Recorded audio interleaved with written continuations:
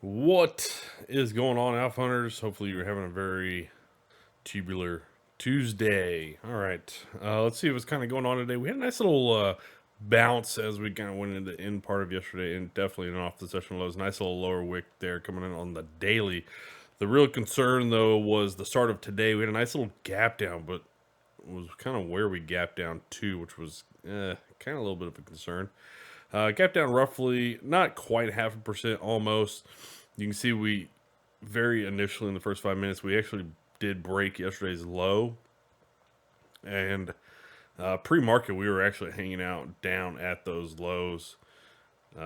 Bring it up here real quick. We were kind of just underneath yesterday's low. We had a little bit of a bounce pre-market just to get back over the low of yesterday. So it's kind of important. Usually, typically, whenever you see that bounce and then you get below that kind of support level, you kind of trap people and kind of get that quick flush there to start the day. So we didn't really have that quick flush. People were adjusted and stuff like that. Kind of just whipsawed around there first 15 minutes, trading a little bit higher throughout the day. Not crazy strength, but that is kind of how the day is going. Currently still down about 0.25%. Qs, obviously, very strong. Nice bullish action there. Briefly got positive. Very briefly. Very, very briefly there. About the first 30 minutes. Not quite the first 30 minutes. 35 minutes or so.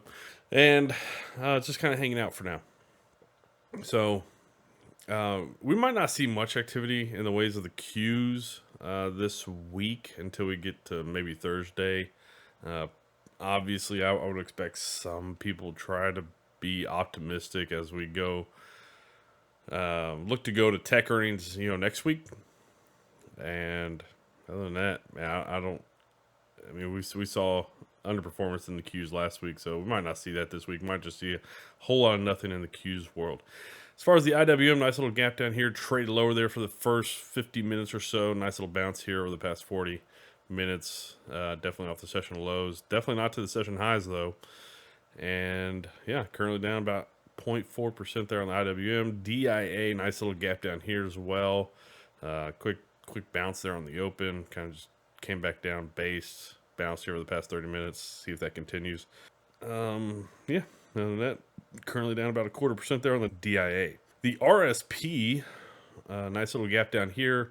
Traded lower there for the first hour. Bounce here over the past 30. Currently down about 0.2%. So the RSP lagging behind. So we're seeing, yeah, I mean, kind of as we just saw, we're seeing the strength in the Qs. Qs kind of help hold the SPY higher. The RSP and most of the other stocks, non-tech, not really doing well. As obviously we just saw that they've been trading lower. So we came down to that 10 EMA yesterday. Didn't break really below it yesterday. We kind of just bounced and kind of ended at it. That's roughly it. And then we had that little bit of a gap down, traded down to that 20 EMA today. So RSP not doing well here the past so far. So far to start this week. DIA getting below that 10 EMA today. Hasn't really broke down to that 20, but didn't break that 10 EMA yesterday, but definitely got below it today. See how that goes by the end of the day. See IWM right on top of that 20 EMA as well. So seeing some signs of non-strength out there. Now, Q's actually throwing some interesting looks here. I kind of like a little bit of this consolidation here over the past couple of days. Obviously, we know last week, nice little bearishness, but we didn't exactly break down to start the week. People so far looking trying to be optimistic, trying to be supportive here on the 10 EMA as we're trying to push higher. I think it's probably going to come down to what happens Thursday with Tesla earnings. I believe Wednesday after the bell. Yeah, Wednesday after the bell. This might be just a Thursday story for the week on the Qs. And I get it. Tesla's not like the biggest tech earnings. That'll be a lot next week, but that'll be the biggest tech impact of the week. And if we're seeing some consolidation here in the Qs in the tech space. Tesla is going to determine if we continue higher, and we might continue higher maybe tomorrow a little bit. But if Tesla comes out and just drops off Thursday, I mean, we might break back down here. Obviously, this is a little bit of a pennant pattern, so yeah, we're gonna have some kind of move coming pretty soon. SPY, and it doesn't. You could definitely play that bullish. You obviously do have some different spots that you can say, yep, you know what? If we don't continue bullish, we got stop losses, different spots down here. So you can definitely play bullish. I mean, I would never say, bullish is not going to be the right way on some kind of general market consolidation. SPY. All right, sitting right on top of that 10 EMA, and it is for the most part bouncing off of it. Tried to bounce off that yesterday. We went below a little bit this morning. Yeah, I mean it's just bouncing off that 10 EMA. So as far as this PY and how it's going to be determined this week, probably is going to be a lot of what happens on Thursday as well. I'll say that with Tesla. All right, as far as the VIX, VIX continued a little bit higher today. A little bit of a gap down today. Makes sense a little bit. Not doing too much craziness intraday, which just kind of makes sense, right? We gap down, so you got the little bit of a higher open there on the VIX, but we're not seeing like crazy movement during the day. DXY, not really doing a whole lot, kind of just flat. Pulling into these lows, kind of we talked about at the end of last week. This is where we kind of bouncing a few times back in the summer. It is a rather interesting spot. We did break through that 200 moving average yesterday, closed above it. So here for the next, say, day or two, it'd be interesting to see kind of how this plays out for the dollar, as if it can hold over and not have like any kind of reversal type pattern. But if we throw a doji today and then we sell back down and get below, Monday's low, have that evening star reversal look, probably not going to be the best look for the DXY. Could possibly look to play that bearish, but for now, you're just going to need to see how things kind of shape up here the next, maybe day or two on DXY.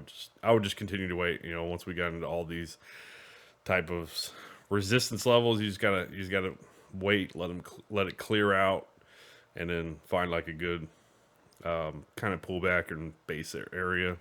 Gotta see something set up here. As far as the GLD Gold Trust, man, this thing is just like SpaceX, man, just rocketing higher. Jesus, that's all I got, man. It's just let it keep running, dude. Jeez, 10-year yield. 10-year yield looking pretty good. Nice little doji, kind of like the DXY, throwing a nice little doji. Kind of at a previous kind of support level, resistance level. Let's see, did you close over the 10-year yield? Did close over that 200 moving average as well yesterday. So this is probably another thing you're probably going to be like, oh, we need to watch how this goes for the next couple days. Okay, 10 and 2 inversion, still just kind of hanging above the zero line. Nothing crazy there. HYG dropping off there. LQD dropping off here. Continuing to drop off. And TLT. A little bit of a gap up here on the TLT, but has sold down during the day. So one of the things that we've kind of talked about is that possible scenario with where we are on the GDP, debt to GDP, and what would happen if yields continue to push higher, right? That is going to be a disaster scenario, because the debt to GDP being so high, we all know that we are basically having to issue more debt to finance the government, because the government has so much debt. And the higher yields go, that means more debt you got to issue to finance the government. So it's kind of just like a snowballing effect. You know, the higher the debt goes, the more debt you got to issue. The higher yields go, the more debt you got to issue. So those two things are not exactly a great relationship. And so if this continues to go higher, man, we're gonna have some real issues down the line, like inflationary issues and stuff like that. So yeah, we'll see. We'll see how it goes. See how things turn out. As far as sector performance on the day, industrials materials at the lower end of the day. Okay, discretionaries at definitely underperforming. Utilities, tech, financials, and healthcare all underperforming as well. Outperformers, communications, real estate, energies, and staples at the higher end of the day. As far as intraday performance, you can see materials really got hit there on the open, as well as industrials. Underperformers are financials, energies, underperforming there. In line with the market, discretionaries, a little bit. Utilities, healthcare, a little bit of outperformance there. Tech, staples, real estate outperforming. Higher end of the intraday performance is communications.